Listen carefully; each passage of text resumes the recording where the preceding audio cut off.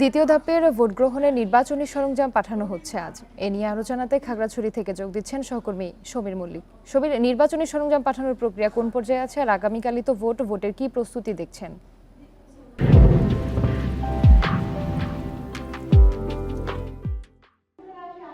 দেখুন,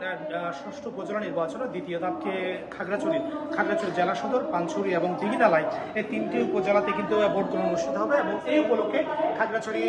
জেলা officers club এখানে যারা আইন শৃঙ্খলা বাহিনীর সদস্য রয়েছে তাদের কিন্তু যে প্যারেড সেটি অনুষ্ঠিত হচ্ছে এবং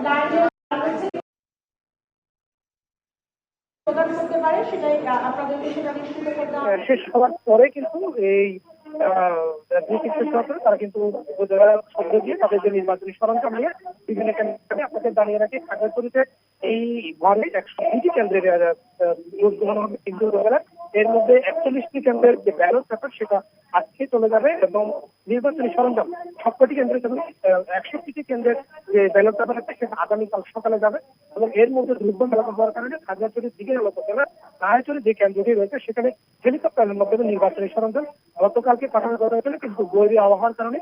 তার সেটা কিন্তু খাওয়া সম্ভব হয়নি। আমরা কিছুক্ষণ আগে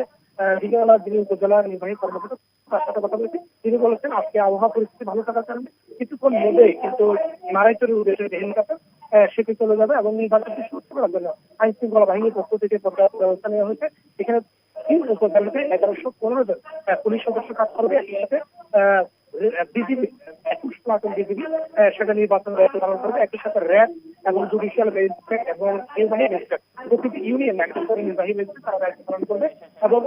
এই দায়িত্ব পালনের মধ্যে পুলিশের পক্ষ থেকে যে বিষয়টা বলা হচ্ছে নির্বাচনকে কেন্দ্র করে নিরাপত্তার যাতে কোনো সংকট তৈরি না হয় সেই জায়গা থেকে নিরাপত্তা বাহিনী এবং আইন শৃঙ্খলা বাহিনীর পক্ষ থেকে পর্যাপ্ত ব্যবস্থা নেওয়া হয়েছে। বিশেষ করে আমি